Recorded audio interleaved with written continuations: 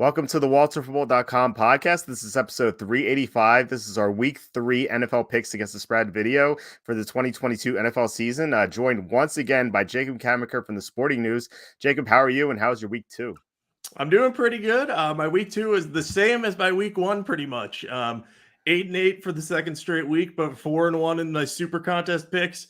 Had a positive record in my most favorite bets of the week. I think I went 4-3-1 and once I posted on social media, or maybe it was 5-3-1. I can't remember. Either way, it was solid. So another profitable week. Got a little bit lucky this time. Had a couple calls go our way. That Arizona game, I've swapped my pick to join you on the Cardinals, and kind of gave up on that. I was like, man, why did I follow Walt on that? That feels stupid. And then they came roaring back. So credit to you for knowing that would happen. But, we had so much bad luck last year that it was nice to get some good luck for a change. Yeah, it was. We had so many bad beats last year that we were even thinking about talking about a bad beats podcast, which we kind of decided not to do because we didn't want to linger on such a bad year. So it's good to have some things go our way this year. If you bet the Rams, you got unlucky, which we did. Which I did. So I went 8-8 overall as well. I guess 7-8-1 if you got the Patriots -3. But a good week because our pick of the month hit with the Eagles. So I was happy about that. Plus our other 5-unit picks, Cardinals and the Niners both cashed. So it was great to see.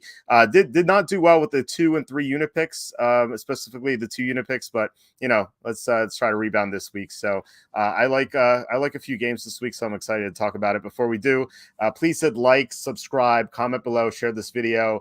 Visit the link in the description for the merch store. I am not wearing a Walter football shirt. I'm wearing an AMC 801 shirt, which I made. So I guess it is a Walter football shirt, although it doesn't say Walter football on it. But still, if you're into that stuff, you might want it. So check out that shirt via the link in the description. Also, we're like 11 subscribers away from being at 3,000 subscribers. So definitely help us out and try to help us get there. That would mean a lot. All right, so we got a Thursday night game, a divisional matchup again. This is the Steelers at the Browns. Looked like this line opened up. Browns -3.5. It went to 5, and now it's back down to 4.5. I suspect that's because of the weather. It looks like there's going to be like 20-mile-an-hour winds in this game, so could be trouble for the offenses. So who do you like here? Yeah, I was pretty torn on this one. I went back and forth. I've actually changed my pick for this multiple times. But I'm going to be on the Browns right now for 0 or 1 unit. Depends on what the weather is. Basically, it came down to this to me. I didn't love the number we were getting on the Browns, but I do love their matchup here. I think that the number one advantage that either of these teams have, obviously they don't have great quarterback play. It's Mitch Trubisky and Jacoby Brissett. So, you're going head to head. That's actually a weirdly interesting quarterback matchup, but you're not going to get a lot of exciting big time plays from them. You're at best going to get a game manager situation. And at worst, they can handcuff their teams a little bit. But Cleveland's running game is the big advantage here. They have Nick Chubb, who went off against the Jets. He probably should have slid down at the 1-yard line late in that game, but he didn't. That's how the Jets made that comeback. But, I mean, he was running all over them. The week before, Kareem Hunt was catching passes and scoring touchdowns. The two of them can support this offense. And Pittsburgh's defense is not very good against the run. They have a pretty good secondary. They have good safety play, but their linebackers are kind of – Devin Bush is kind of okay. He's very fast, but they just don't stop the run well. So I think that this is going to be a close game. But I think that the Browns will ultimately cover because they're going to be able to run the ball better than the Steelers. They have the better offensive line. I'm keeping an eye on Joel Bitonio. If he and Jack Conklin, who is limited in practice, and Bitonio hasn't practiced yet, if both of them are out, I might change my mind on this one just because Cleveland's advantage is partially on the O-line. But I still think that they should cover against Pittsburgh. I'm also a little worried because I think Pittsburgh might be a public dog because people are going to think this line is high. After the Browns kind of blew that game to the Jets. But I'm interested to hear what you think about this one. Yeah, I initially liked Cleveland quite a bit because I thought the line was kind of low, even though it was like 4.5, 5. This kind of goes with backing a good team with a backup quarterback, which I like to do a lot. Didn't work last week, but I wasn't really on the Browns. I picked them for office pool purposes, but I thought they might be looking ahead to this game. And this line I feel like is low because Cleveland overall is just the better team, especially on the offensive line. But then, as you said, to close, the offensive line injuries could be massive. Like to miss Conklin and Batonio, and also their starting center. So it's 3 offensive linemen down. That is a big deal. And if those guys are down, I don't think they're going to be able to run as well as they normally would against the Steelers defense that's not that good against the run.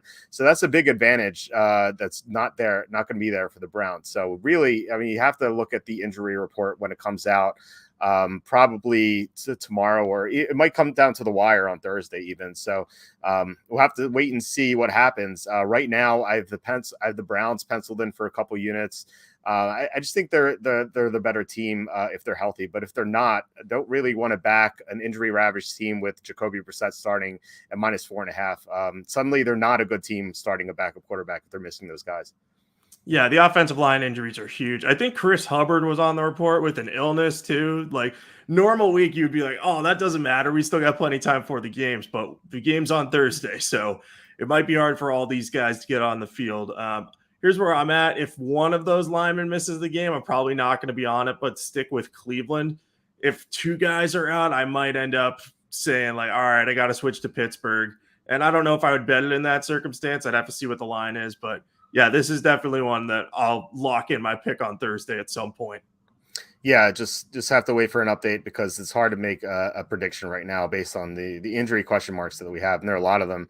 Well, before we get to the Sunday games, Will asking last night's Monday night games, potential Super Bowl with the Eagles and Bills. Actually, it's my Super Bowl prediction, so I think so. What do you think about that?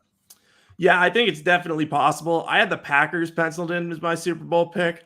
I think I had the Eagles getting far, but they lost to they ended up with a bad matchup at some point. So I think Bills Eagles could very easily be a Super Bowl preview. I like both of those teams a lot.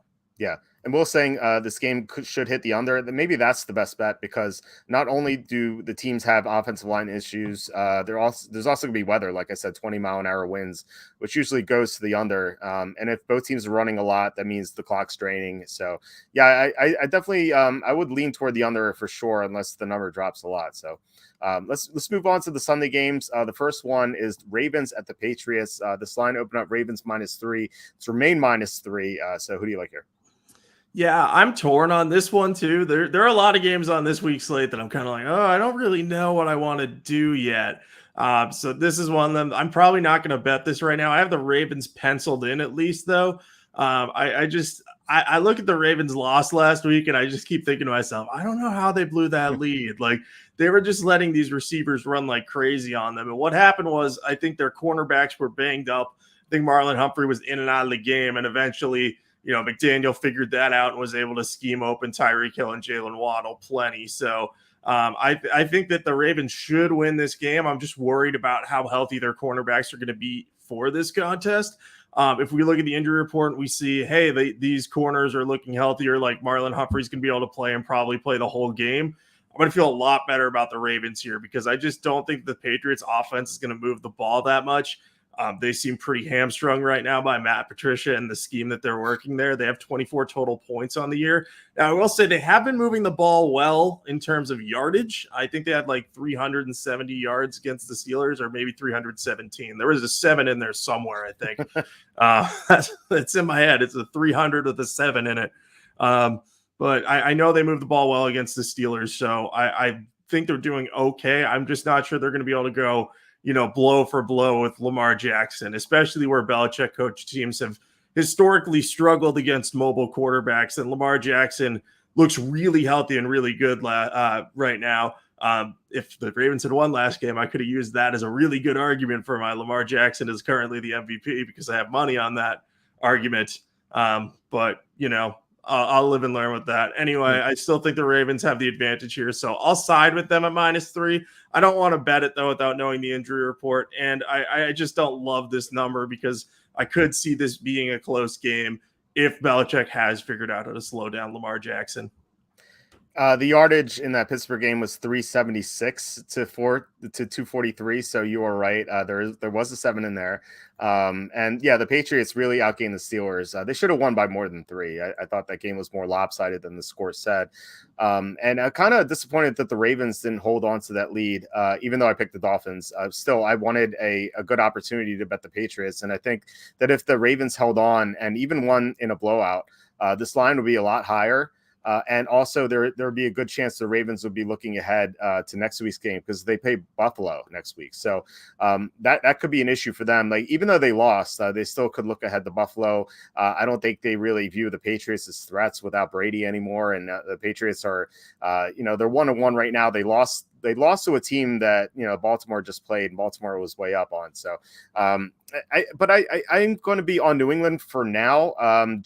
I want to see what the injury report looks like, because if the Ravens are missing some cornerbacks and they're already down some guys, like Bill Belichick is going to be able to scheme against that, and he's going to be able to help the offensive staff put Mac Jones in a good situation to kind of help that out. Also, the Ravens can't run the ball at all. I know Lamar Jackson can, but they have no running backs at all. So these past 2 games, they've kind of almost blown leads. They did week 2, but week 1, they almost allowed a backdoor cover. If Michael Carter catches that pass, the Jets get the backdoor cover in the fourth quarter. And then last week, we saw them lose a 21-point lead in the fourth quarter. They just can't run the ball, which means they can't run out the clock, and the other team's going to have an opportunity to catch up. And I think that could happen here. I could see the Ravens going up, maybe not by a lot, but the Patriots could mount a comeback and get a backdoor cover. I know it's kind of tough with 3, but 3 is the most likely result of all football games. So I think the Patriots could get there. I'm not crazy about this game. I'm not going to bet it. It's not like one of my favorites at all. But I think I made this line Baltimore -2, so it's like a point too high in that direction. So yeah, I'm going to be on New England. Like I said, don't love it, but the public is all over Baltimore, so it's always good to fade the public. Yeah, it sounds like we're on the same page about this game. We just have different views of it, because I get what you're saying as to why you shouldn't back Baltimore here. I'm a little worried about the look ahead, but I think because they're coming off of a loss and the way in which the loss happened, I think John Harbaugh is going to be like, look, guys, we got to win this game upcoming, or we're going to be 1-2 and facing what looks like the best team in the NFL right now. That could spell trouble for them. So I think he'll have the message right, but who knows? Maybe they look ahead. Maybe they could trail early and have a comeback with Lamar Jackson in this game and end up winning and not cover. So yeah, this is one I want to stay away from. I don't see an advantage with either side really, but I'm leaning Baltimore partially because I just know Belichick's defenses struggle against Lamar Jackson types, and I've been burned going against Lamar Jackson against the Patriots before. They actually beat Lamar Jackson the last time they played him. That was in 2020. But it was 2 things. First, it was in a rainstorm. Second, the Ravens were missing multiple offensive linemen in that game. But Ronnie Stanley could be out, which is a big deal. So yeah, we'll have to wait for the injury report. But I do think if the Ravens held on to a big lead against Miami, this line would be like -4.5, -5, and then we get a lot of value with the Patriots, but that's just not there. So I think there are better opportunities this week. Agreed. All right, next game. So speaking of the Dolphins, the Bills are at the Dolphins. This line opened up Bills -4. It's up to 5.5 based on what happened last night. Buffalo just absolutely trashed Tennessee. That was the one big bet I lost. I had 4 units on Tennessee, so that was it's pretty ugly. So who do you like here? Yeah, that game was hard to watch. The sad thing, it was kind of close to the first half, and then after halftime, the wheels fell off. But we can discuss that later. I like the Bills here for a unit or 2. I don't buy the Dolphins yet. I know that they just made that comeback against Baltimore, but it felt very, very fluky to me. I don't think that they can make that type of big comeback every week. I don't think that this offense is going to be that consistent. I'm glad that Tua Tagovailoa is looking good. Mike McDaniel seems to be getting the most out of him, but I think this Bills defense is going to give him trouble because they have a lot of talent in their coverage units. I know they might be down multiple cornerbacks, which is a huge concern against these receivers. But my focus and how I think the Bills negate that is they have 2 elite safeties in Micah Hyde and Jordan Poyer. So I think they're going to be able to use them to kind of keep Tyreek Hill and keep Jalen Waddle at least somewhat in check. And then Matt Milano is one of the best coverage linebackers in the NFL, and he might be able to hang with Mike Gesicki a little bit and make his life a little bit difficult. So I'm just not sold that this is a great matchup for the Dolphins. I think Tua will have some serious pressure on him. I know we're not getting any line value with this moving, but I also think that this line could have moved significantly more if Miami didn't win against Baltimore, which I think really is the most likely result of that game. Baltimore really blew that. I mean, the receivers were running wide open, and I just don't foresee that happening against a Leslie Frazier coached defense. I think Frazier's going to have a way for the Bills to win this one. So I think Miami's going to come down to earth a little bit in this one. I'm going to be on the Bills for 1 unit, maybe 2 units. We'll see what the injury report says about cornerbacks. That's my one concern that could keep me off of this. And I know there's some look ahead for the Bills with the Ravens coming up, but I don't think they're going to overlook a divisional rival with a 2-0 record, even if it's one that they've owned in the past. Yeah, I mean they're going to be focused for Miami for sure because everyone's talking up the Dolphins, and the Dolphins had that huge comeback win. Yeah, this is another game I don't like that much, and it's like the last one for a while that I don't like. These next few I like a lot, but here I'm going to argue for the Dolphins. I'm gonna pick them for no units. So the Bills might have a lot of starters out. So we already know about Gabe Davis is out. Maybe he doesn't come back on a short week. Dane Jackson suffered that horrible injury. Hopefully he's okay for the future, but he's not going to play. They're already missing Tre'Davious White. Mitch Morse got hurt in that game, and Micah Hyde went to the hospital for a neck injury. So I mean he's day to day, but I don't know. I mean, if you go to a hospital for a neck injury, it doesn't sound like you're going to play on a short week. So if Buffalo is missing all these starters and they're favored by 5.5, like I don't want anything to do with them, even though they still have Josh Allen, Stephon Diggs. I mean, they were missing these guys against Tennessee, but Tennessee is just dreadful. I was just way off on them. I actually was down on them heading into the year, but I thought they'd be more competitive last night, and they just weren't. They're horrible. Miami is a much better team, and they have the weapons, as you said, to take advantage of these missing cornerbacks and possibly Micah Hyde. Plus, it's going to be super hot in Miami, very humid, and Buffalo's on a short week. They're going to be wearing their dark jerseys in the Miami heat. It's going to be rough for them. So all that would make me lean toward the Dolphins, but then again, I think you made a good point in saying if the Dolphins didn't have that comeback, we would see a much higher line. Like I think this would be -6.5, even -7. So we're missing out on 2 key numbers there because of the Dolphins comeback, which was made because of some Baltimore injuries and some blown coverages. So I don't really like when the Dolphins made that comeback. I thought, okay, I'm going to be all over Buffalo. But then Buffalo had that amazing win against Tennessee. So now I'm kind of like waffling here. But yeah, I like Miami for a little bit. I'm not going to bet this game though. Yeah, I see the case. I did not know Micah Hyde had gone to the hospital. I thought he just left the game and was okay. So I missed that. If he's out, I'm going to have no interest in betting Buffalo, even if I think that the number, moved but didn't move as much as I think it should move. You can get into the line movement games, but yeah, I would say watch Micah Hyde. If he's out, then I wouldn't bet this game at all. I think that you can make a case for either side. I have a sneaking suspicion that Miami's going to come back down to earth before Buffalo, and I think there are better spots in which we can fade the Bills. I'm also maybe getting a little bit of FOMO having been against the Bills in their first 2 games, so that might be playing a role in here, admittedly. But I just saw a commenter, Andrew, say Xavier Howard's much better than the Titans corners. True, very true. But the Bills did pretty well against Jalen Ramsey and the Rams too, so I think they can do well against Xavier Howard. Granted, that might be without Gabe Davis, though, so we'll see. This is an interesting game either way. Yeah, it's one where it's going to be interesting to monitor the injury report, especially for Buffalo. If they're missing all those guys, and who knows, with the public money on Buffalo, maybe this goes to 6 and suddenly we get another key number. I think the Dolphins might look a little appealing, but right now at 5.5, I'm not going to bet it. But like I said, these next 4, I am betting. So first one is Bengals at the Jets. This line opened up Bengals -4.5. It's still 4.5, although 5 at Bovada. So not really a big deal. So who do you like here? Classic Bovada. That's just All right. Oh boy, yeah. They always beat me to the punch when I want to get a certain line, but I like the Bengals here.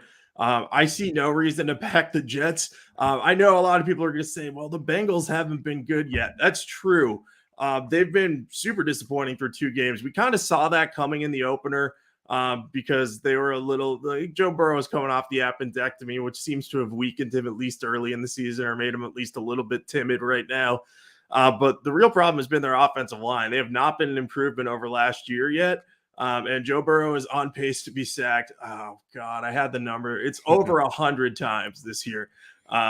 So he could be sacked, I think, 0 times this week and still be on pace to be sacked 70 plus times. So that's not a good thing. But as these people are saying in the comments, Will just said it's a must win for the Bengals.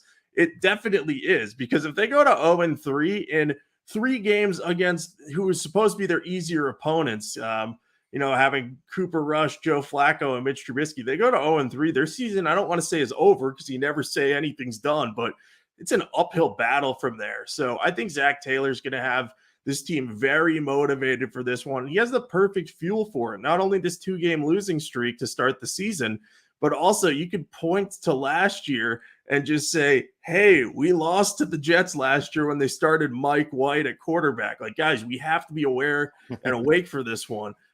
So I think that this is going to be a situation where they're all going to be amped up for this one. And the Jets, conversely, I think are going to be flat because they're coming off of a miraculous comeback win over the Browns.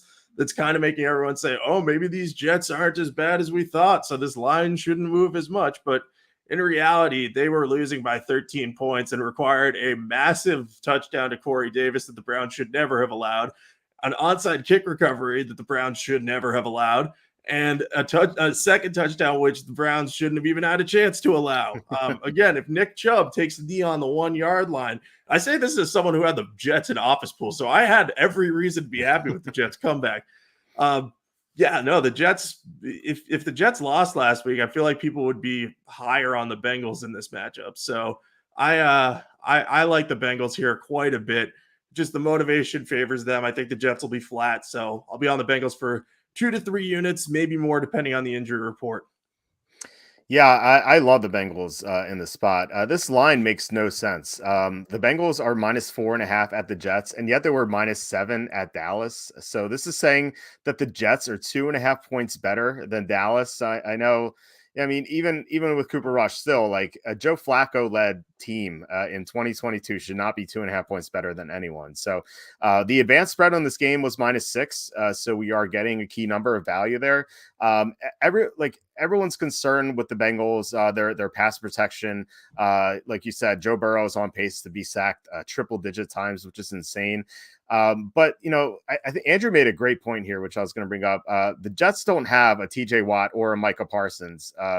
They don't have a good pass rush right now. I know that they have some good players, but I think they're like 30th in pressure rate so far this year. It's only 2 weeks, so a lot can happen to change that. But still, I mean, they're not going to get to Joe Burrow like the other 2 teams did. And I think the Bengals have good players on the offensive line. Like the guys who are struggling right now are Jonah Williams and Lyle Collins, and they're good players. Like I feel like they're going to bounce back.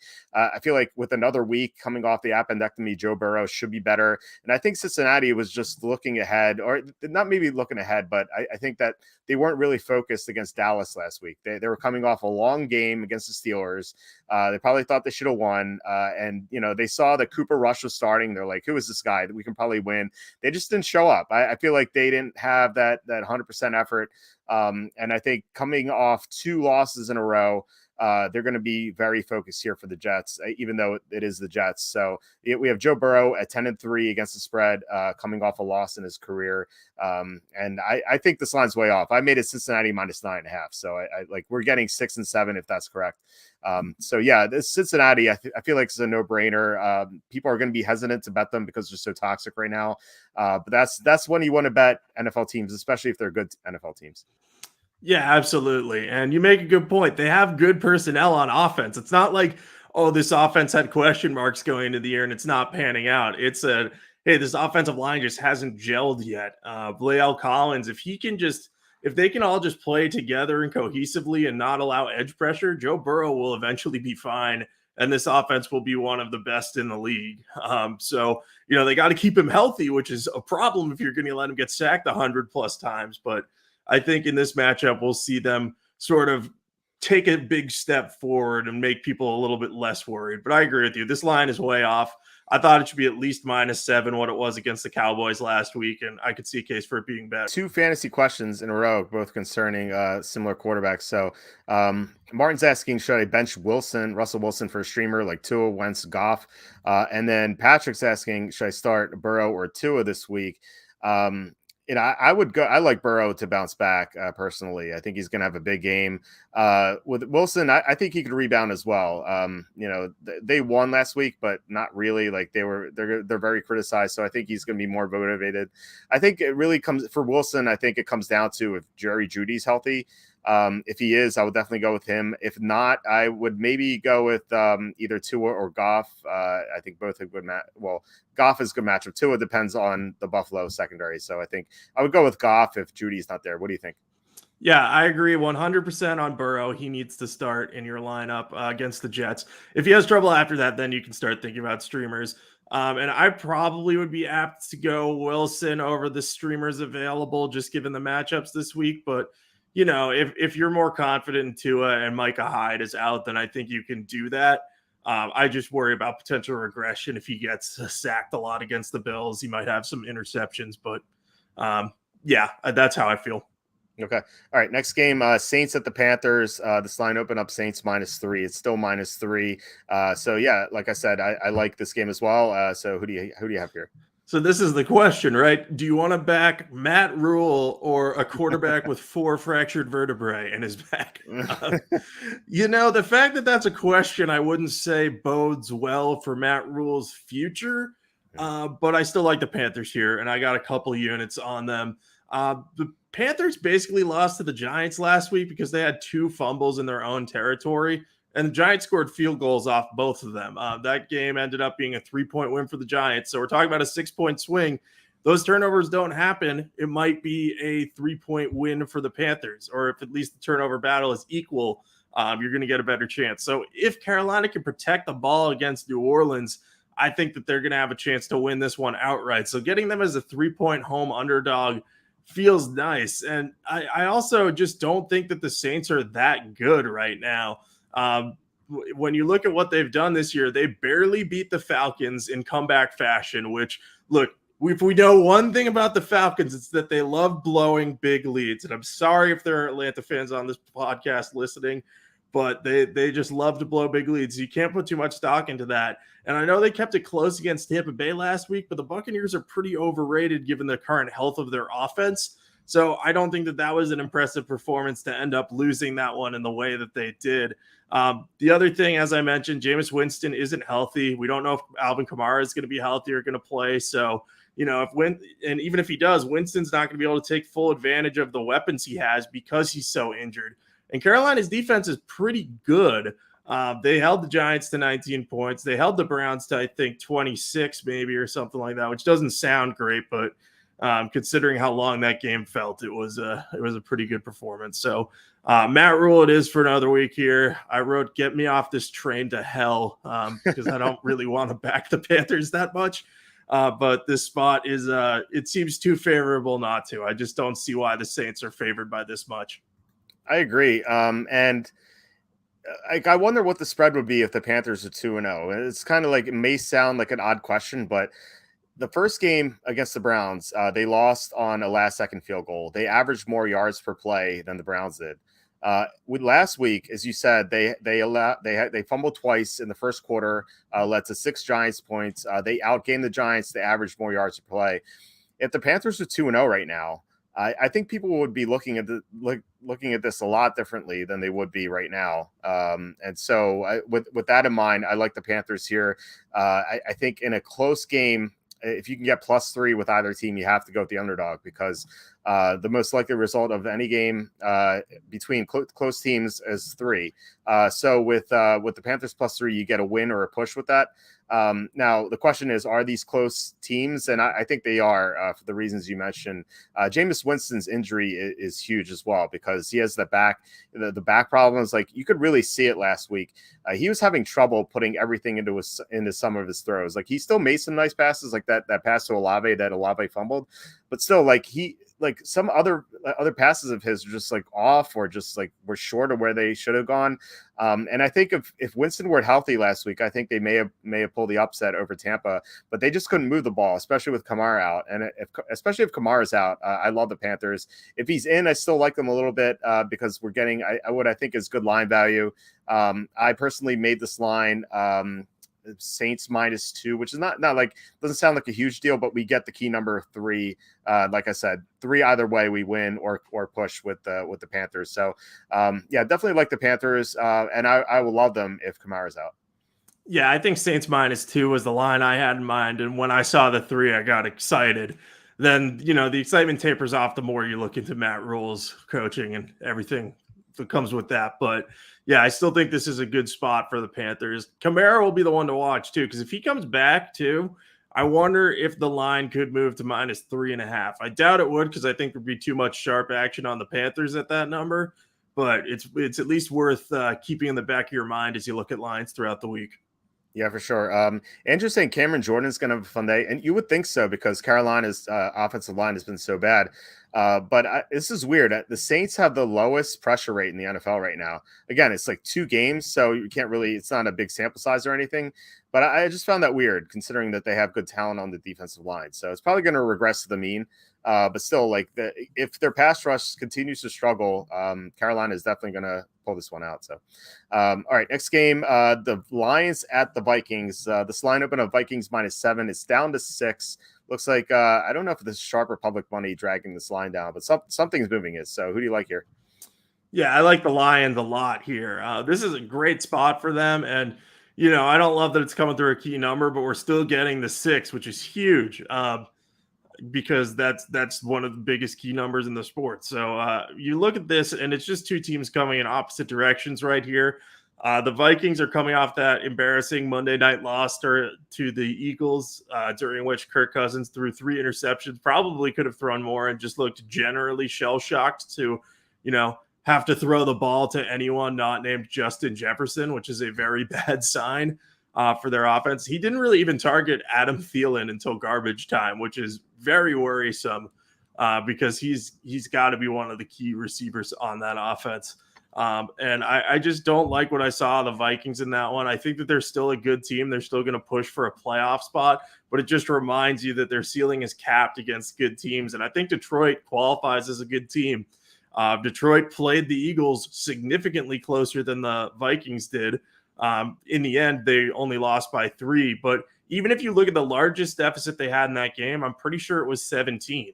That's how many points the Vikings lost by. So, I mean, you have that kind of in the back of your head, and you say, hey, the Lions and Vikings must be pretty even.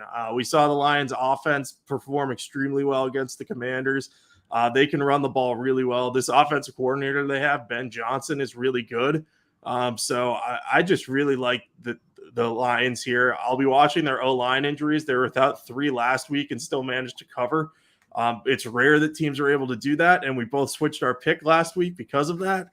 And we were kind of hoping that we would be right about that, and then we'd get an even better number here.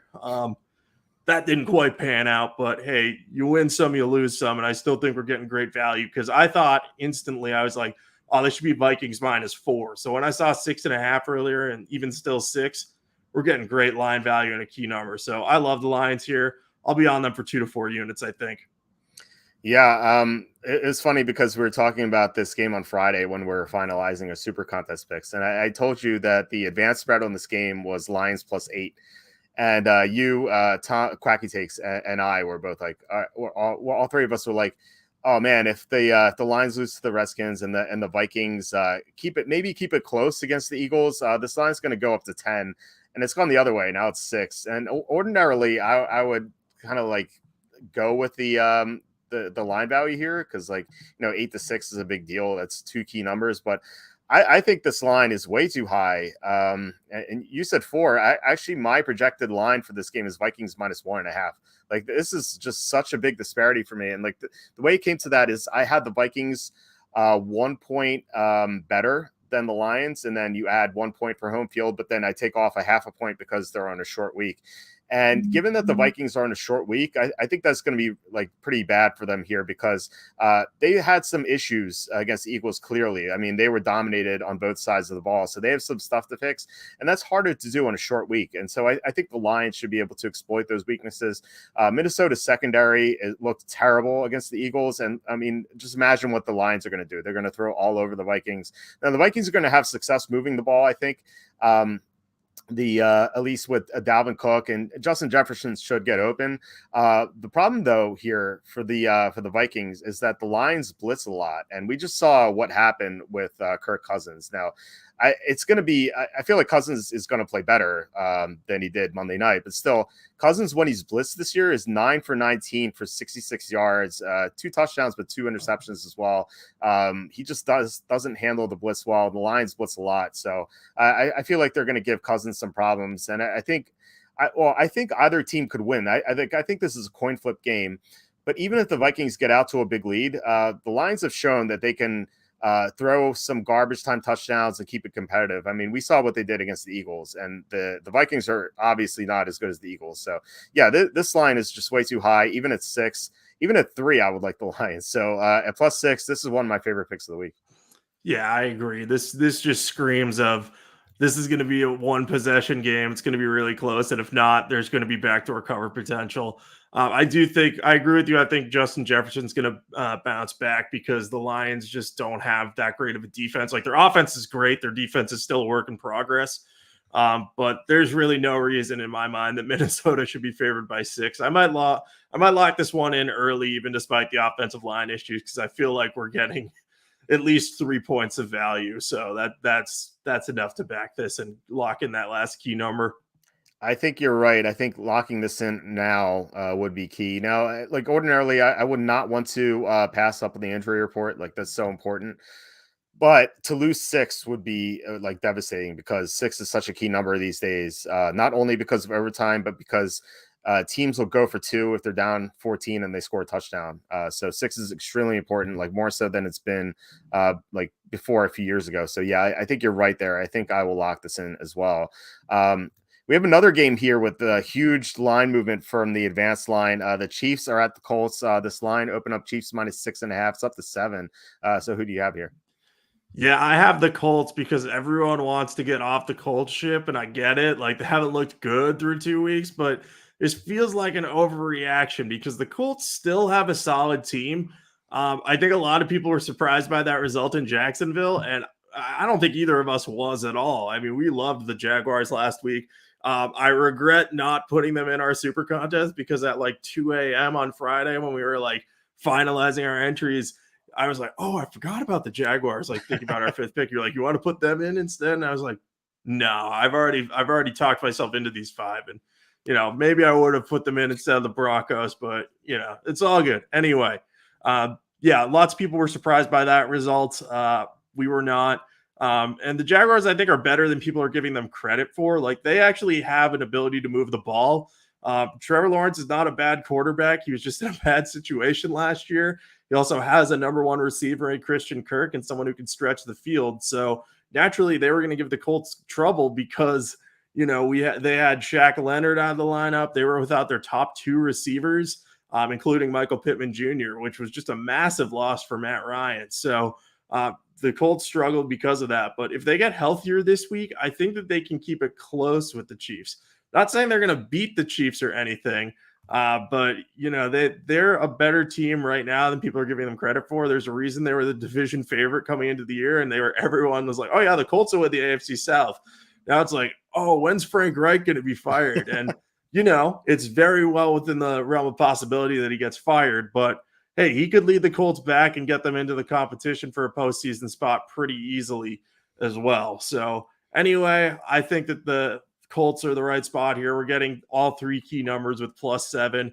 We're going to have to see if Shaq Leonard comes back. If he comes back, I'm going to really like this game and want to bet it. If he doesn't come back, I won't know what to do with this as much. I'll probably stay on the Colts just because I think we're getting decent value. And I think the Chiefs could look ahead to that Buccaneers matchup in week 4. I know that seems unorthodox because it's not a big rivalry game, but the Buccaneers beat them in in that Super Bowl when Brady won his 7th. And I think Patrick Mahomes will take that more personally than he will take this Colts game. So I could see them looking ahead.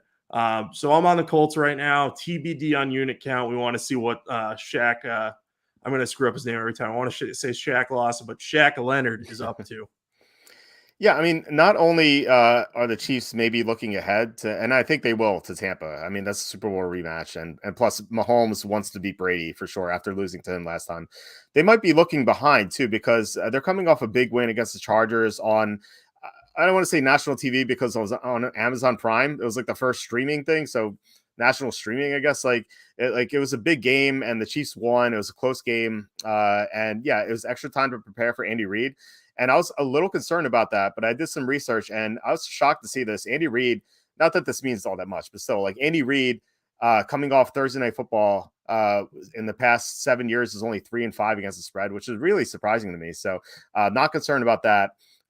So I think the Chiefs might be a little flat here and still maybe a little overrated now I think about it because week 1, they trashed Arizona and everyone was so impressed by that. But Arizona was missing so many players in that game.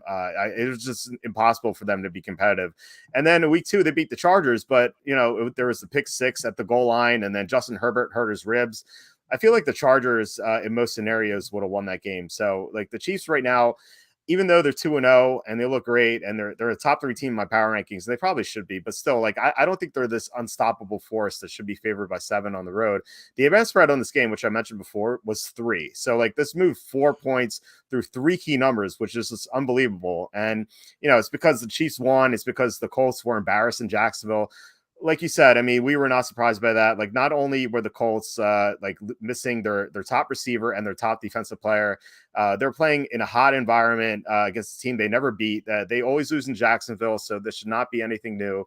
So as long as they have like Shaq Leonard or Pittman back, like one of them, I'm gonna be very confident in the Colts. Like there's that game, and people are also looking at the week 1 game against the Texans and saying, oh, they didn't beat the Texans, they tied against them, but they outgained the Texans by more than 200 yards. They had drives at the 27-2, 22-30, 39-4, and 16 of Houston, and all those drives ended with 6 combined points. So like the Colts have been just very unlucky this year, with turnovers and stuff like that in week 1 and then injuries in week 2. They're going to be better here. Yeah, I like them a lot. And by the way, if you're concerned about fading the Chiefs, they're only 5-5 against the spread when favored by 7 or more on their homes on the road. I hate trends and everything, but it just goes to show that they're not a lock. Like people are going to be betting the Chiefs like crazy. Like this is going to be one of the most lopsided bet games of the week. And, if the Chiefs cover, everyone's going to be like, oh, of course you bet the Chiefs. They're a great team. But I think the spread is just way too high and there's so much value on the Colts. Yeah, I agree. I think you have to go where the value's at sometime. And I think this is it. Yeah, the Chiefs, I don't know if I'd call them overrated because their results have been impressive, but the Chargers game, like they could have easily lost that outright. I don't think anyone would complain if they did, but I don't think the spread would have moved as much. So that makes them overvalued here. And Andrew brought up a good point saying, could the Colts quit on Frank Reich after 2 deflating results?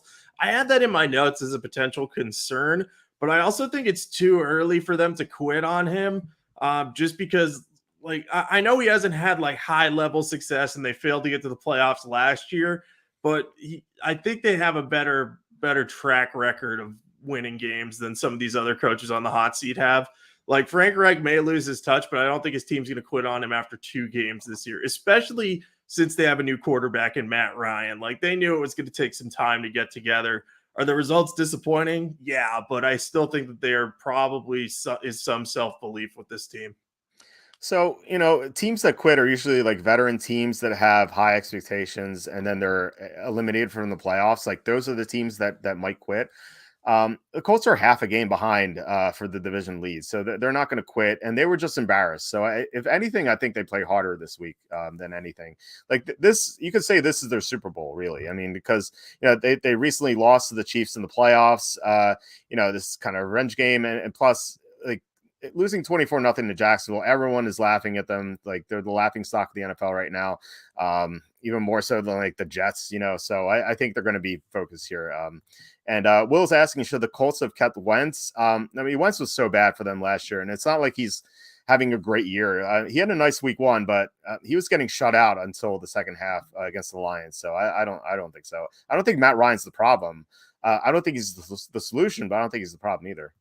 Yeah, Matt Ryan is the same thing that they got when they got Philip Rivers. You could argue he's maybe a little bit worse at this point in his career, but it's kind of hard to judge him after 2 games, especially when the second game he was missing his top 2 receivers. Like, it's just so hard to do. And I've been impressed with Wentz at times, but he still has those key horrible turnovers. That strip sack safety against the Lions early in the game, that proved to be consequential. So, you have those happening, and eventually they just come back to bite you. Yeah, once killed this team with turnovers, and remember at the end of last year, the Colts were terrified to pass. Like in those 2 night games they had in December, they were running nonstop.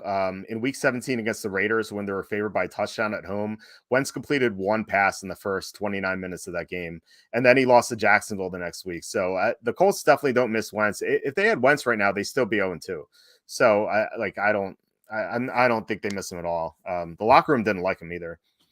All right, next game, Raiders at the Titans. This line opened up pick 'em, and now it's up to 2.5. People reacting to that ugly Monday night game. So who do you like here? Yeah, I like the Raiders here, even at this price. I don't like the Titans. They're bad. I shouldn't have gone against them, against the team that I think is the best in the NFL and a team that I think has bottom 5 offensive line. Now, we didn't know that Taylor Lewan was going to get hurt in that game, but still, the Titans, their offensive line's in shambles. If Lewan is out, they're going to have to start a rookie at right tackle. And I think Dennis Daly, who I think they traded for from the Panthers, where he was a backup, which means he can't be good because the Panthers don't have a good offensive line. And they've just lost so much talent up front.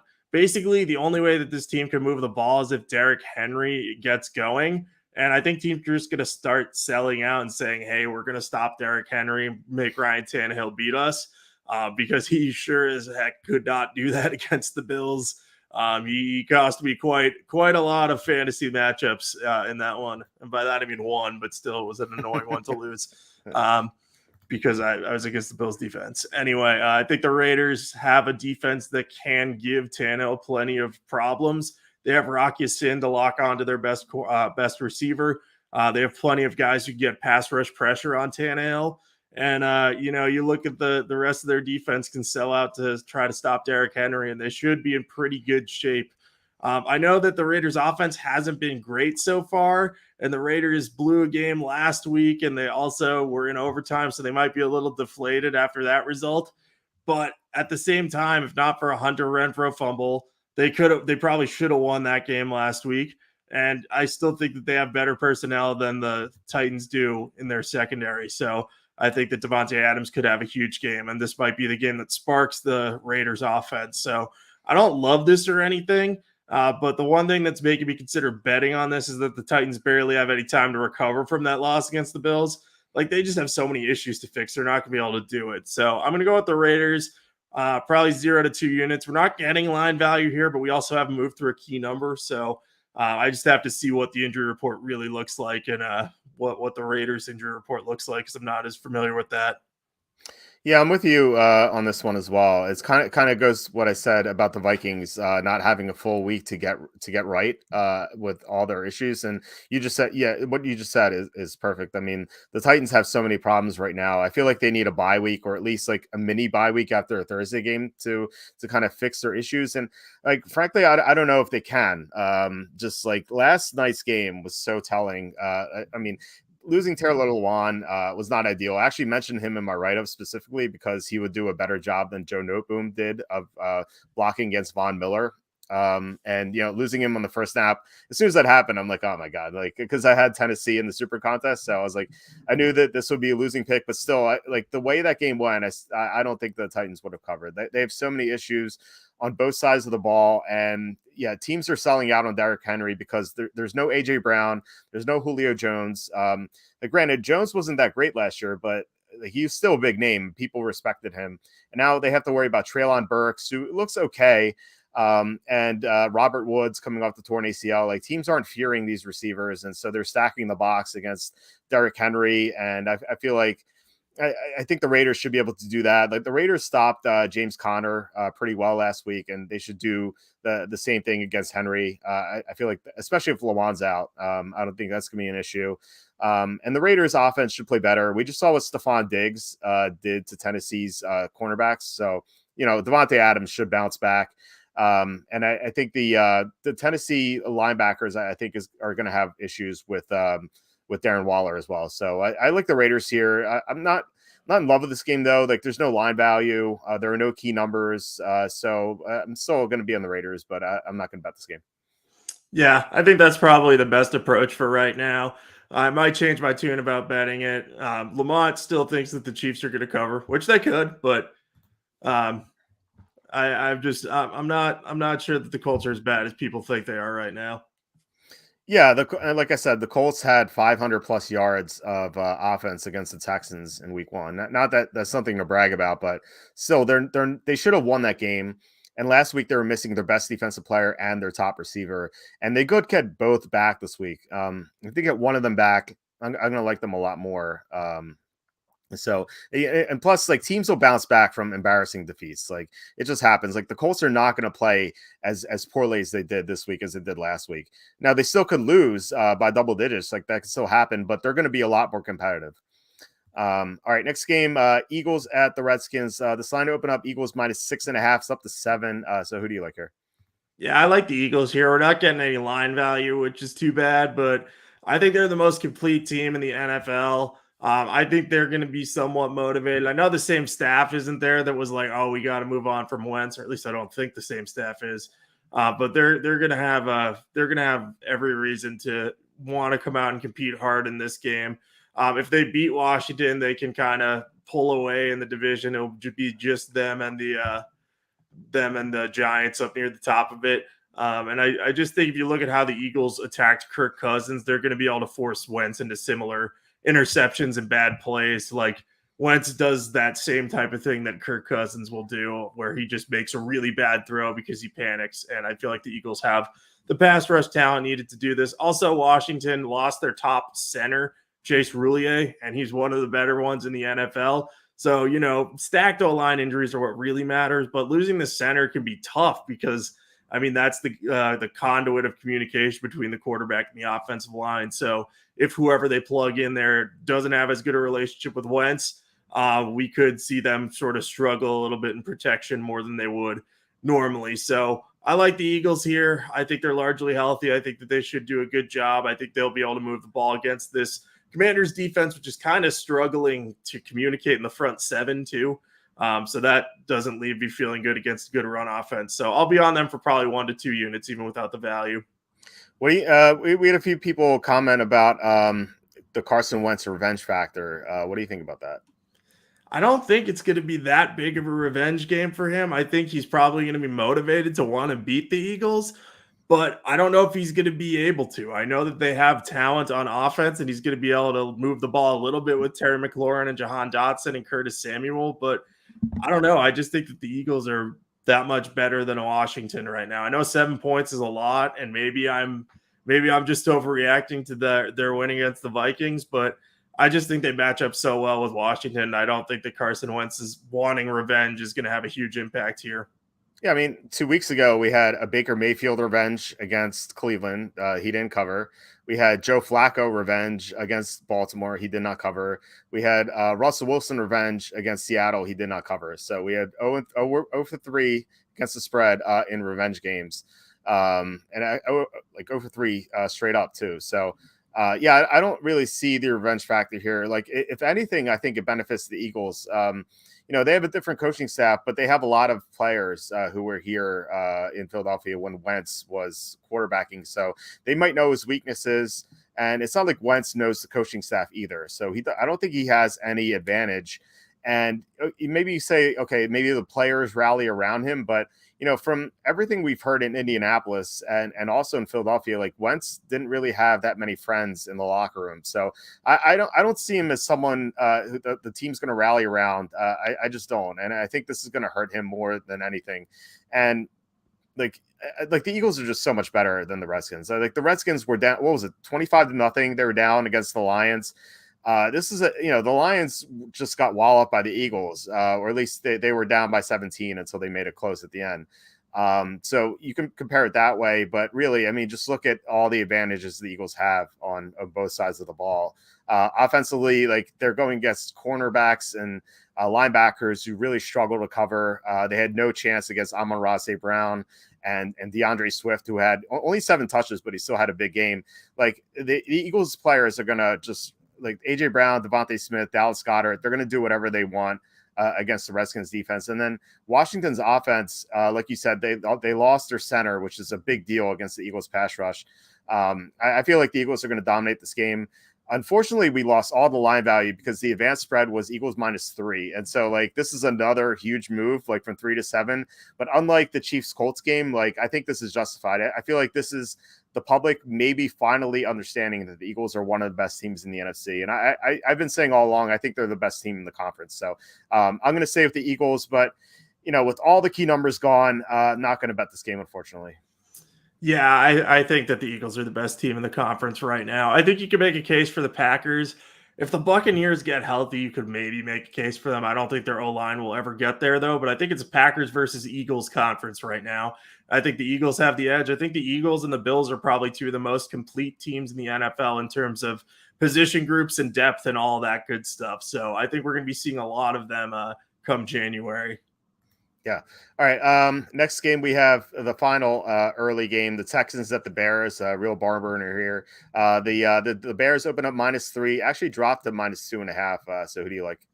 So have you ever seen that meme that's just a YouTube comment of someone who commented on a video and just wrote, "I love her lack of energy. Go girl, give us nothing." Yeah. Yeah, so that's one of my favorite memes ever. So I like to call this the Go Girl game because this gives me nothing. I look at this and I just am sick. I'm like, I want nothing to do with any part of this game. We have no key numbers. We have 2 bad teams, probably 2 of the NFL's worst right here, I would say. And I don't feel like there's any advantage to betting this. So I will say that I'm not betting this game under any circumstances, barring major injury news, because I don't want to be involved in a go girl, give us nothing game. Right now, I'm siding with the Texans at +2.5. Again, I couldn't care less about this game. But the reason I'm doing that is because I think of all the units in this game, Houston's defense has performed the best. They did a good job of limiting the Colts. I know they allowed a lot of offense, but they kind of clamped down when it mattered and forced some turnovers and sacks and negative plays. So that's a positive for them. And then they just limited Russell Wilson last week. Granted, Nathaniel Hackett was part of that, but I don't exactly think that this Bears offense is blowing the doors off of anyone. So I'll trust Houston as the underdog, but I have no interest in this game. So I'm interested to hear if we disagree on this. Big disagreement here. I'm just kidding. I don't care about this game either. I'm not betting this game, but we actually do have a disagreement because I'm on the Bears. My reasoning is because this line moved off 3, and so I think the most likely result of this game is Chicago winning by 3, and so with -2.5 we get the win. I think this line moved because of what happened in week 2. These teams had different results, even though they both lost. Like the Bears got blown out in Green Bay, even though if Justin Fields, it looked like he was over the goal line with that replay review. And if he was, that game would have been a lot closer. And so if he was, maybe this line stays at 3. And then on the other hand, yeah, the Texans keeping it close against the Broncos. They allowed only 16 points. But that game was so misleading. It was kind of like week 1 too, where the Texans were outgained by like 200 plus yards. They were outgained in Denver 350 to 234. They averaged 1.4 fewer yards per play. The Broncos just got so unlucky. Now they had some bad coaching for sure, but they got unlucky. Like Judy got hurt first of all. Then they dropped 5 passes. All the receivers. They had 3 passes that were like so close to the sideline that were out of bounds, and it looked like they were like inches away from making those catches. So like felt like those plays could have gone much differently for Denver, and if they had, Denver would have blown out Houston, and we'd be looking at this game much differently, I think. So I guess I put like way too much thought into a game I'm not betting, but I think this line is just a little off. Like I think it should be -3, and so I'm going to take the 2.5. Not going to bet it though. Yeah, your argument makes sense. I have nothing against it, but let's move on. Let's do Yeah, something better with our lives. I agree. Unfortunately, we have another game like that later on. But Yep. before we get to the late afternoon slate, please hit like, subscribe, comment below, share this video. Visit the link in the description for the merch store. Like I said, we're almost at 3,000 subscribers, so any subscriptions would be awesome. Really appreciate it. So, all right. First of the late afternoon games, we have Jaguars at the Chargers. This line open Chargers -7. It's remained 7. So who do you like here? Yeah, I have the Chargers -7 right now. I'm referring to it as a dummy lock. I don't know if that's actually a phrase, but I have that penciled in, I guess is what I mean by that. It's just hard to know what to make of this game without knowing if Justin Herbert is going to play and whether he's going to be 100%.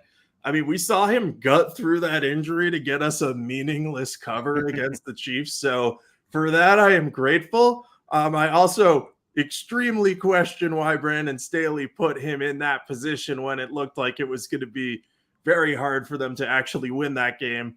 But, that's just me questioning at that point. So anyway, I think that in this scenario, if Herbert plays, I think this line will rise a little bit. It'll go from 7 a little bit higher. I don't know if it would quite get to 10 because the Jaguars just had what people are viewing as an impressive win over the Colts.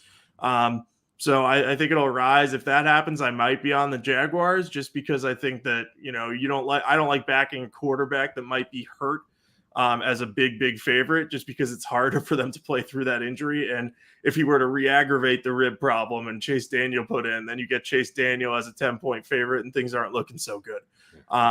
That said, if Chase Daniel were to start the game, I would be on the Chargers, which sounds counterintuitive. But in this case, the line would come down and you'd be backing a backup quarterback on a good team. So the rest of the players on the Chargers would be able to carry Chase Daniel and probably get the cover against the Jaguars. If this went down to, I don't know what it would go down to, but I would assume it would be in the 3 range. I thought like 2.5, something like that. Oh, you think if it went to 2.5, I'd be on Chase Daniel then in that circumstance. So anyway, we'll wait and see what's up with Justin Herbert. But if it's Chase Daniel in and the line drops significantly, I'd be on him. If Justin Herbert plays, we'll need to see how healthy he's going to be before I consider backing the Chargers.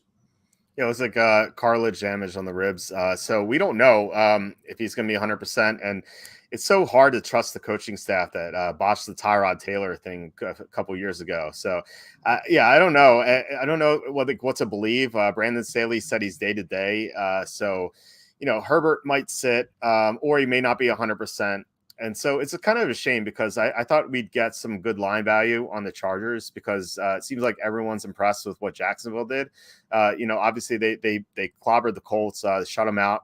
But that moved the advanced line from 9 to 7, which is a big deal because 7, second most important number in football.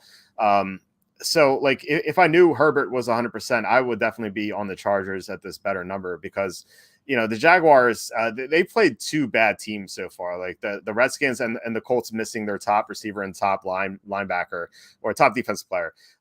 Those are not good teams. And this is the Chargers are a great team. And Trevor Lawrence is going to see a tough pass rush for the first time. The Redskins are missing Chase Young. And last week against the Colts can't get to the quarterback at all. Still, like they had the worst pressure rate last year and they're still bottom 5. But he's going to see Joey Bosa and Khalil Mack. It's going to be rough for him. I don't believe in Jacksonville's offensive line. So this has blowout written all over it if Herbert's healthy. But we don't, like I said, we don't know if he is. So it's so difficult to make a prediction here. I think I'm like you. Like I'm going to pencil in the Chargers at -7, but we're going to have to see what happens with Herbert. Hopefully we get some news, but given the Chargers, kind of lack of transparency and also their issues with the medical staff, like I'm not really banking on that though. Yeah, no, I wouldn't either. That whole punctured lung thing for Tyrod Taylor was the weirdest thing in the world. It was Justin Herbert started. Everyone was like, why is he starting? And it was like, because they punctured the lung of their quarterback 5 minutes before the game started. Like it takes a special type of moment for that to happen. But it was one of the most insane things to probably ever happen injury-wise in NFL history. That's so surprising. Like no one saw it coming, and like I think I remember Jim Nantz and Tony Romo did that game, and they were shocked that Justin Herbert was starting. So like even the announcers were surprised. So yeah, it was so bizarre. Anyway, the big game of the Sunday slate, Packers at the Buccaneers. This line opened on Buccaneers -3. It's down to 2. So who do you like here? I know the line has moved, but I love the Packers here. If we were getting 3, I would really love it, but I still like it quite a lot. I've got them penciled in for 3 to 4 units. Just look at this Bucks team; it's so overrated right now, and it's not healthy. I mean, this offense is going to be without 3 of its top 4 receivers because Chris Godwin's going to be out, Mike Evans is going to be out with a suspension, and Julio Jones might play, but if he doesn't play, you're without 3 of your top 4 receivers. If he does play, you're without your top 2 receivers. That's not a good situation to be in. And Julio Jones has been dinged up in the past, so even if he plays, he might not be 100%, might be a decoy. Then you look at the Bucs offensive line, and they're missing the left side of their line. They lost Aaron Stinney to an injury. He was supposed to replace Ali Marpet, who retired. They lost Donovan Smith to an elbow injury at left tackle. He might come back, but we don't know when. And then at center, they're missing Ryan Jensen. So if you're missing 3 starters on your offensive line against a good defense, that is a problem. The Packers can get a pass rush. The Packers have one of the best cornerback groups in the NFL, too. So they're going to be able to contain that receiving core with ease without Godwin, Evans, and maybe Julio Jones. That's going to make Tom Brady's life very difficult. We saw him get frustrated a lot against the Saints. I mean, they had 3 points against the Saints in the second half. And until Marshawn Lattimore got tossed from the game, in addition to Mike Evans, they weren't able to move the ball at all. So I don't think they're going to be able to move the ball on Green Bay, who has a better, deeper defense than the Saints do. And I don't really think that Tampa Bay has done anything impressive this year. I mean, they scored 19 and beat Dallas, and they played really good defense in that game. And then they beat the Saints by 10 points. So people will say, oh, they've won 2 games by double digits. But that Saints win wasn't as impressive as it looked because they were neck and neck with a quarterback with 4 broken bones in his back, basically. So I think that the Packers are going to possibly win this one outright. I think they should be favored in this. So we're getting awesome line value here. Now, I know that some people will say, well, the Packers haven't done a lot great too. They lost to the Vikings, and last week they got lucky to cover against the Bears. But they were moving the ball really well last week, and if not for like a key fumble on a bad exchange between Rodgers and A.J. Dillon, I think they cover with ease, even if they did rule that Fields gets into the end zone. So anyway, I love the Packers this week. I'll be on them for a few units. Yeah, me too. I like the Packers quite a bit. It's a shame that we're not getting +3 anymore, but the Sharps took care of that. The Sharps are moving this line. Actually, like as you were talking, I'm looking at the lines, and they all moved to 1.5. So maybe the sportsbooks were listening to you. So you made some great points. I think the Packers should be able to win this game. Tampa is down numerous receivers, numerous offensive linemen. If Jameis Winston were healthy last week, I think the Saints would have won. Or even if he had Alvin Kamara and he was like a little banged up, I think the Saints would have won as well. And if that happens, I think the Packers are favored on the road in the spot.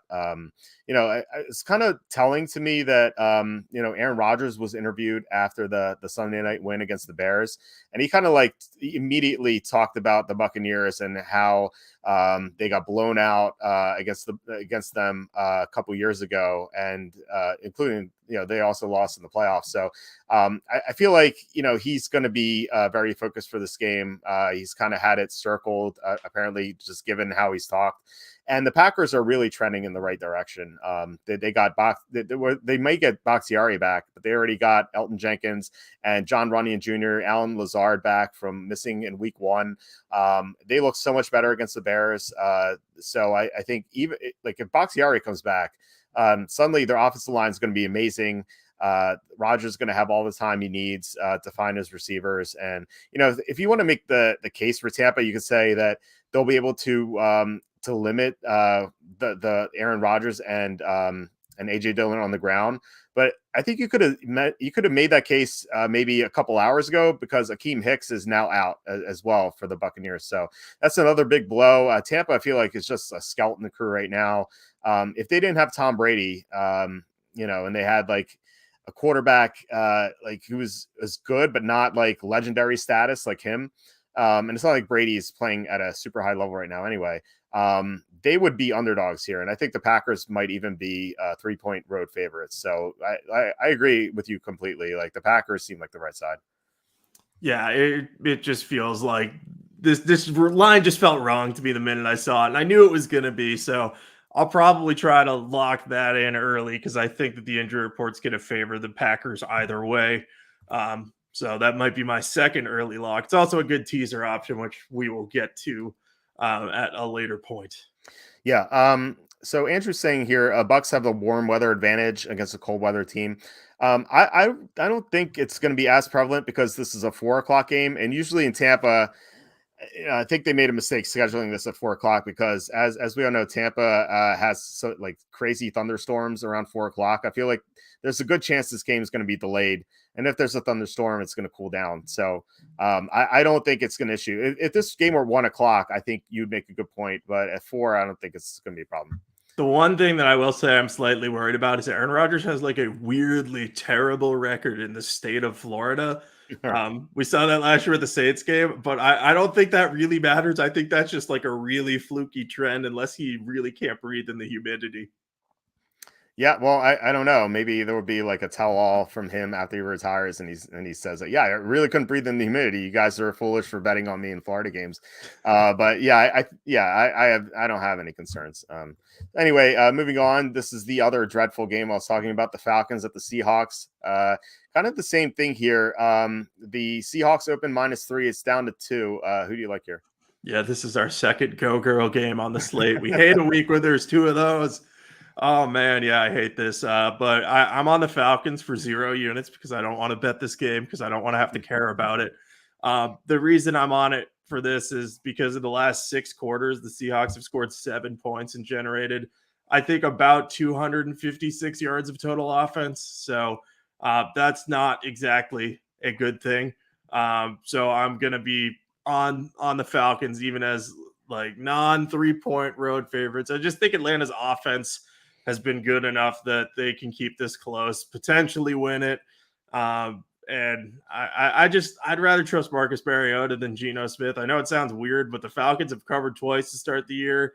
I know both of those were as bigger underdogs, and they were in better spots to do that. But I still think, like, if I look at them as a team, I think their offense is better than Seattle's. I think Seattle probably has the better defense, but Atlanta's secondary is pretty good. So if AJ Terrell and Casey Hayward are both healthy and can take DK Metcalf and Tyler Lockett at least somewhat out of the equation, I just don't see how the Seahawks are going to move the ball because they couldn't run it at all last week. I know that was against the 49ers, but I feel like the Falcons will have at least a way to slow them down there too. So I'll be on the Falcons here, but I'm interested to see if you disagree because of the same reason that the Bears game disagreement we had.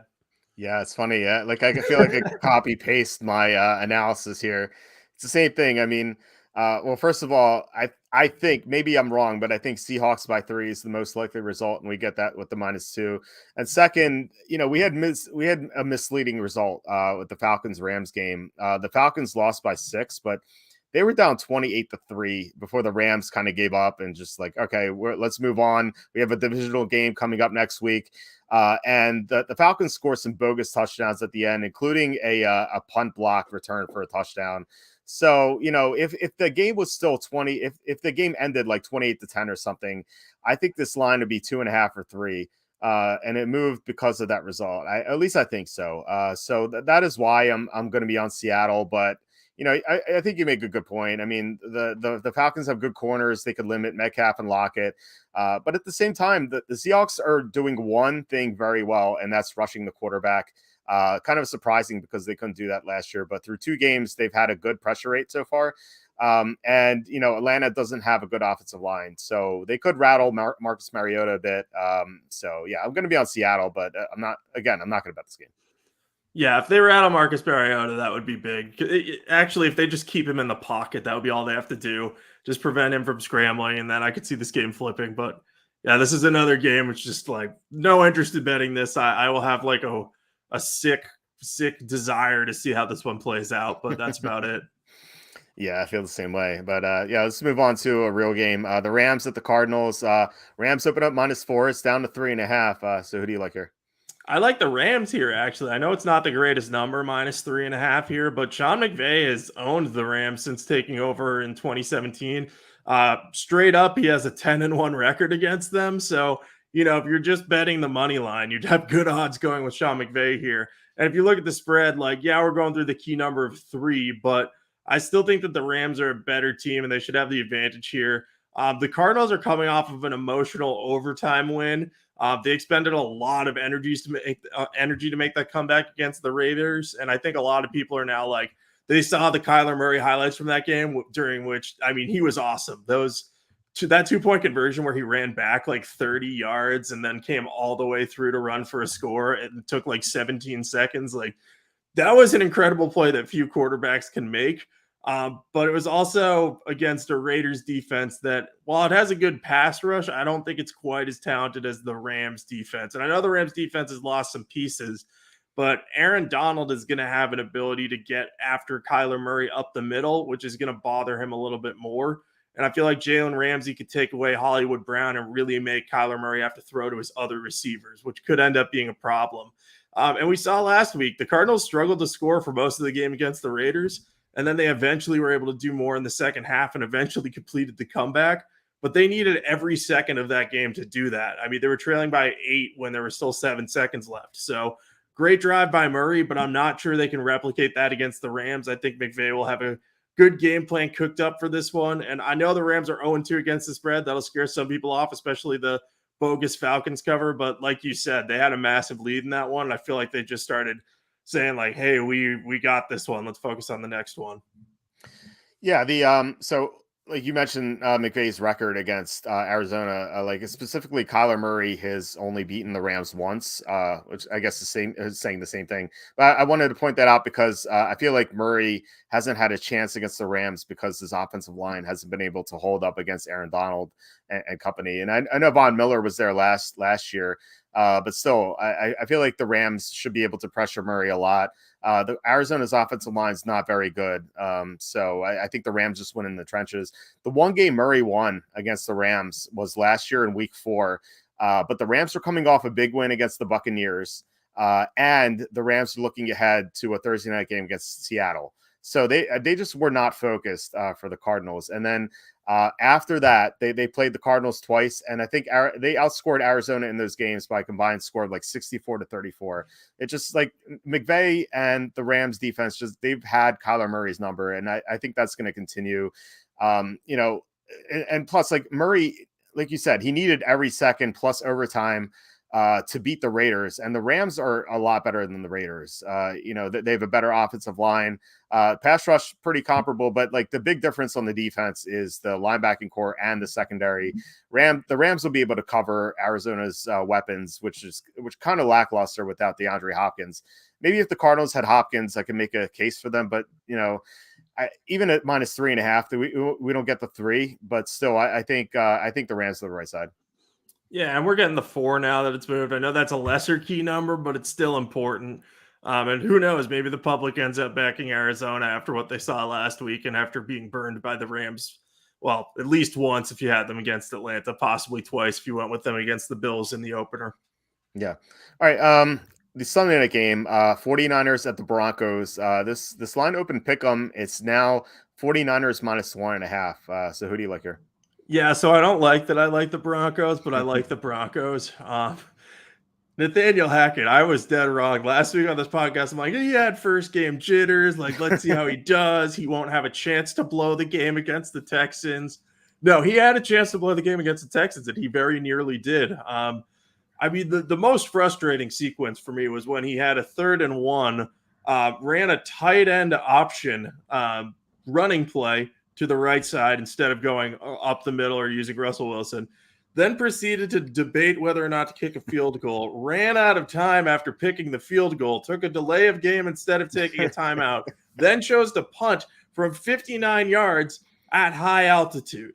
Now, this last week, he had attempted a 64-yard field goal, and he was fine attempting a 54-yarder. So I have no idea what happened in that like minute of that game, but I lost my mind. As someone who went with the Broncos minus 10 last week, I was very not interested in backing Hackett, but I don't think they should be home underdogs against the 49ers right now, even with Hackett's complete incompetence, even with Russell Wilson's struggles. I think that they have a good home field advantage. Their defense is strong. And I think if they get Patrick Surtain back, I think they're going to be in better shape than they were in the second half against the Texans last week when he was out. And this defense has just been so good. I mean, they surrendered 17 to the Seahawks and then 9 to the Texans. Now, you'd expect that type of output against those offenses, but I think that they can contain Jimmy Garoppolo in a similar manner. So even if Denver's offense sputters a little bit, I think that they can still win this game. I don't know that I'm willing to bet a lot on Hackett right now. I've got 0 to 2 units penciled in. A lot of that will depend on the injury report, too. If Jerry Jeudy's out and KJ Hamler can't play, and the Broncos, that would leave them without 2 of their top 3 receivers, then I might back off this one because I don't know that they'd be able to move the ball particularly well against the 49ers defense. But right now, I still think that Denver shouldn't be an underdog at home against many teams. They still have a lot of talent. So I'm going to back them, but it's a very tentative back because I do not think that Nathaniel Hackett looks good. Yeah, he's pretty bad. Like I said last week, I thought they should have fired him right away. And I kind of made a comparison to like if you're on a date, like a first date with someone, and like that the other person just like throws their plate on the ground and starts yelling incoherently. You're like, oh, let's try 17 more dates with this person, see what happens. Like, no, you just part ways with them and then you don't try again. Like sometimes and I think you kind of know with Hackett, he's 0 for 2 in his games in terms of coaching well. Like it's just so brutal. And that tight end sweep, it was to his backup blocking tight end, like Beck, right? It wasn't even to Akbuigmanom. So like I don't know what he's doing. Passing on that field goal early, like waiting on that field goal and then passing on it just didn't make any sense. They're just coached so poorly, but I agree with what you said. The Broncos shouldn't be home underdogs here. In fact, on the advanced spread, they were -3 and now they're +1.5. It's a big move. It's 4.5 points. And Denver winning by 3, I still think is the most likely result. And that may sound wrong because they lost to Seattle in week 1 and they only scored 16 points against the Texans in a close game that they didn't cover. But, they really outgained the Seahawks in the first game. In fact, they averaged more yards per drive than any other team in the NFL that week. And then last week, as I said before, they dropped 5 balls. They had 3 catches on the sideline. They were out of bounds. So there was almost catches. And then the Texans only entered the red zone once in that game. So I think that game was very lopsided. It was just like bad luck. And I think it's going to turn around. Like Denver has so much talent on this team. Especially if they get Jeudy and Surtain back from injury. Now, I know they have some other injuries. Like we'll see if Josie Jewell can play. I think that's big for defending the running game of the Niners. Justin Simmons being out definitely hurts, but the Niners are banged up as well. Like George Kittle may not play, and even if he does, he's not going to be 100%. Jimmy Ward being out is big. Jason Verrett, he's out too. So it's not like the 49ers are healthy either. So yeah, like I like Denver a lot here. I think this line's just way off. I think there's too much of an overreaction. Maybe probably like if I end up ending this game, and I probably will, I'm probably going to be cursing at Hackett and sending mean tweets about him. By the time this game's over, but I'm still going to trust the Broncos here. So probably going to regret it, but I actually like the Broncos more than you do. I have like 4 or 5 units penciled in, depending on the injuries, like Jeudy and Surtain, plus Jewell. Like those 3 are pretty key. Yeah, I'll probably have more units on the Broncos. I'm just a little gun shy because of Hackett losing last week in the Super Contest with the Broncos pick.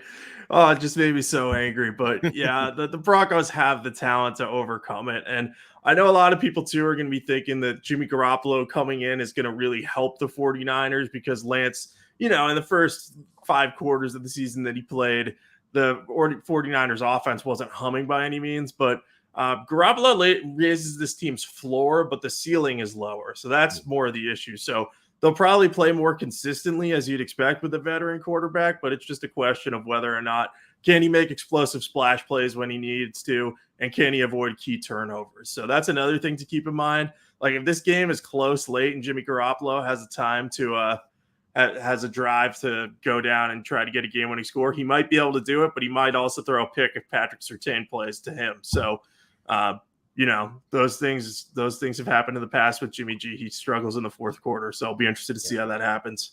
Yeah, I completely agree. I had someone reply to a tweet that I posted about this game. They're like, Garoppolo is a huge upgrade over Lance, and I strongly disagree with that. I mean, I think you're right in saying his floor is higher, but the upside just isn't there. Like Lance can do things athletically that Garoppolo can't, and I think it's going to cost them down the road in a deep in the playoffs. But the Niners look like a great team, but I think Denver is as well. They've gotten very unlucky these 2 weeks, and I think we're going to see some regression there. So, all right, let's go to the Monday night game. The Cowboys are at the Giants. This line opened up -2.5. It's still -2.5. So, who do you like here? Yeah, so full disclosure, I did not look at this. Was the one game I did not do notes on because I ran out of time. So I'm flying blind into this one. I have no interest based off of this number. I'll probably side with the Giants. I know that the Cowboys just earned a win over the Bengals, and people will be impressed by that and start thinking, hey, Cooper Rush, maybe he won't be that bad. But I think what we might have underestimated in that Bengals game was, one, how much Micah Parsons would get pressure on Joe Burrow, and two, how fired up the Cowboys would be for that game as they kept it close, and then it got late and it was all of a sudden like, oh man, they could go out and win this. So I think the Cowboys were pretty fired up about this one. This feels like a potential letdown spot on the road against the Giants. And it's not like the Giants have played really well through 2 games on offense. They have averaged 20 points per game. But I think their defense is solid. I think their defense, if they get Kayvon Thibodeau and Azeez Ojulari back, they might be able to pressure Cooper Rush, which could put him in some difficult situations. You never like to be a backup quarterback getting pressured. So I think where we're getting we're not getting the 3 with the Giants as the favorites. I'd favor them here.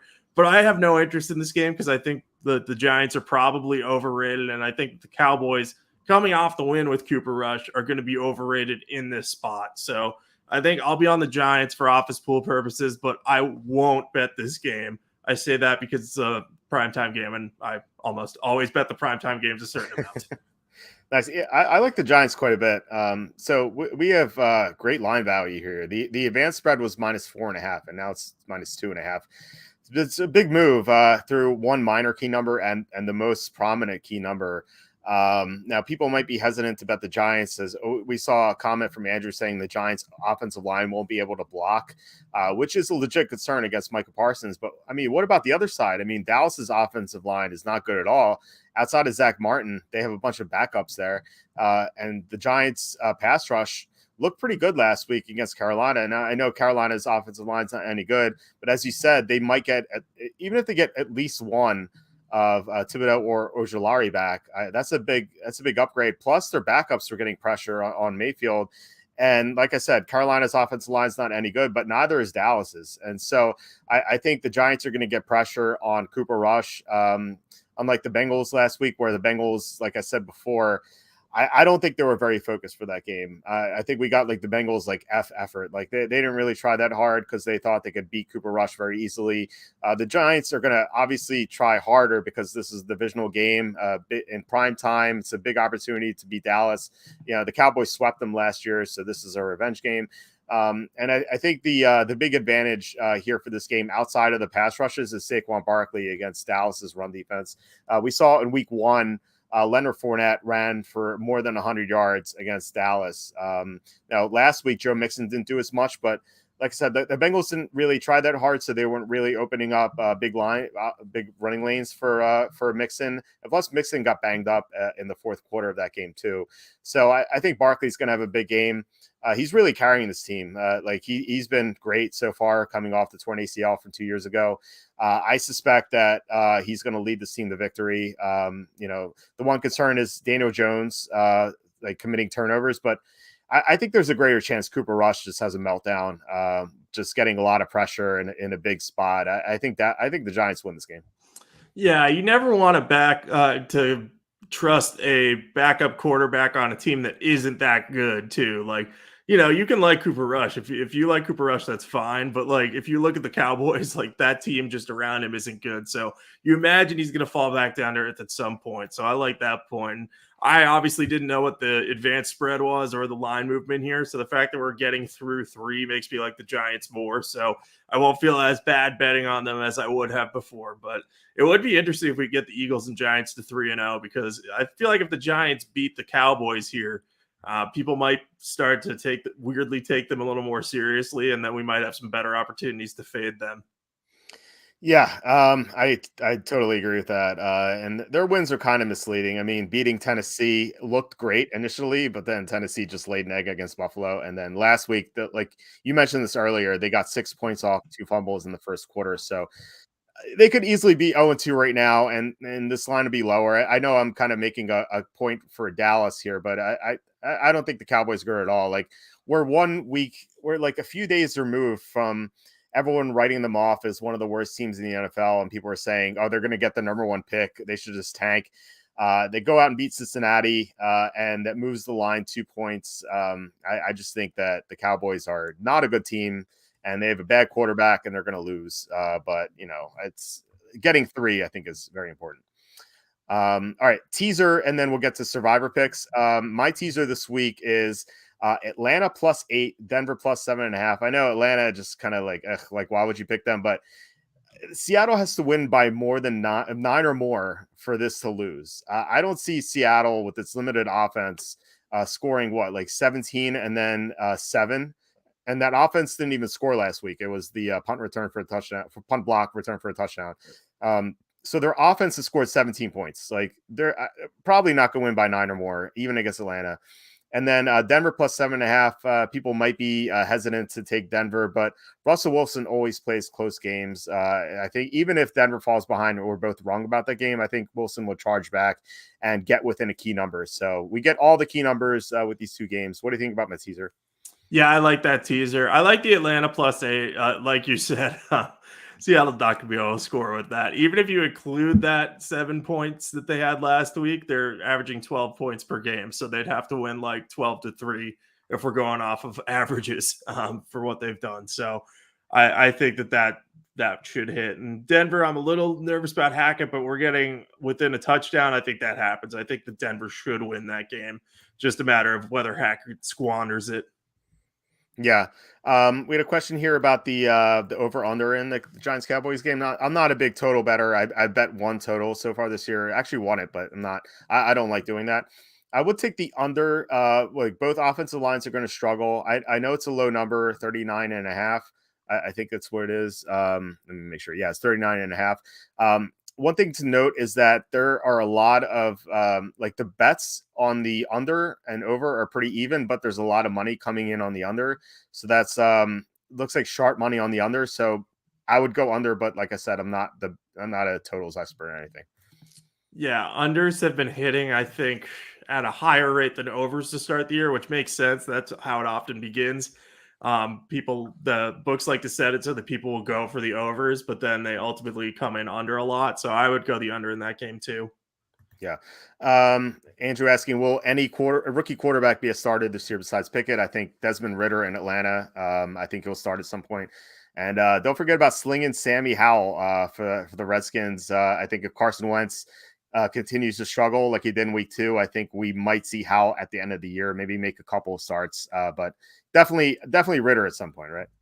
Yeah, I would think we'll see Ridder. I think we'll eventually see Malik Willis if the Titans continue to lose, just because more than anything else, they're going to want to say, like, hey, does this guy have anything that we could build around, or are we going to have to draft someone in this year's quarterback class, which looks really good? Like, there could be a lot of first round quarterback. Like, there, Right. I know at one point in your mock draft, there were your first 4 picks were quarterbacks, and that could happen this year. There are a lot of really talented guys out there. Yeah, it looks like a lot of good second day prospects as well at quarterback. So definitely a much better class than we saw last year. All right, let's get to Survivor. So I'll give you a few seconds to look at what you did. You had the Ravens and the Broncos, so you've survived so far. I unfortunately lost at the Niners week 1. A lot of people lost week 1 with all those upsets. It took the Rams in week 2. And then this week I had the Eagles. I know it's a short week. I know the Eagles are on the road. It's a divisional game. but they're the best team in the best situation. Like Buffalo is the best team in the NFL, but they're playing a divisional game against the Dolphins on the road as well. So stay away from that. And I just think the Eagles are in the best spot. So they're my pick. Who do you have in Survivor?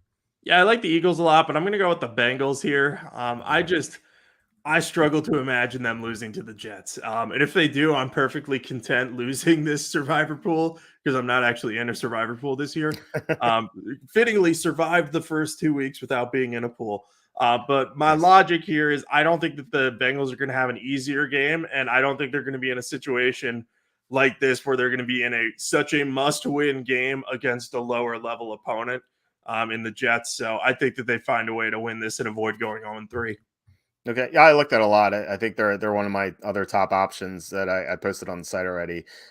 One last question before we go. Andrew asking, isn't Heineke ahead of slinging Sammy Howell? He is, but I think if you're late in the year, I think you might want to see what you have in Howell. Like am I off base? No, I think you're on base. I think they might like throw Heineke a bone and say, "Hey, we're going to let you start this game, but then we're going to give Sam Howell some action just to see what he can do." Um, but I wouldn't be surprised if they just were to say, "Hey, we're going to put Sam Howell in now. Taylor, you're going to be the backup. Carson is going to be inactive for the game." I don't think Heineke would complain. I think he's fine to be the permanent backup there at this point. Yeah, I agree. All right. So yeah, that is it for our week 3 picks. Good luck to everyone. Do you have anything to plug, Jacob? Yeah, you can follow me on Twitter at Jacob Kamenker. I will tweet my favorite picks every week along with my primetime picks. So keep an eye out for that on Thursday, especially this week where we have some serious uncertainty around Browns versus Steelers. I've also got a story dropping on Thursday about Kenny Pickett and just kind of like how his situation as a rookie is kind of eerily similar to Justin Herbert, and like prospect wise they have some similarities, so I think that's going to be an interesting story. So I'll tweet that out. Keep an eye out for it. Please check it out. And feel free to call me a lunatic for even putting Kenny Pickett and Justin Herbert's name in the same sentence, but I promise you it's not saying Kenny Pickett is the next Justin Herbert. It's just saying his situation could be similar to that of Herbert. Well, he looked great in the preseason, so I mean, maybe you're onto something there as well. But yeah, I think I'm looking forward to seeing what you wrote about that. So I'm at walterfootball.com. Tons of content as usual in all aspects. We have weekly fantasy rankings. We have NFL mock drafts. My mock draft will be updated tomorrow morning, and picks against the spread updates throughout the week and the weekend. We have Thursday thoughts, Saturday notes, and then final thoughts on Sunday and Monday for the games. So yeah, all that stuff's at walterfootball.com. And once again, please hit like, subscribe, comment below, share this video, visit the link in the description for the merch store. Jacob, hopefully we have another great week. We're 8-2 in our combined entry in the super contest. So hopefully 13-2 or 12-3 after 3 weeks would be great. Hopefully I didn't jinx us, but yeah, we'll hopefully we'll pull through with a great week 3, and hopefully everyone else does well. So I will talk to you next week. All right, sounds good. Talk to you then. All right, bye. Bye.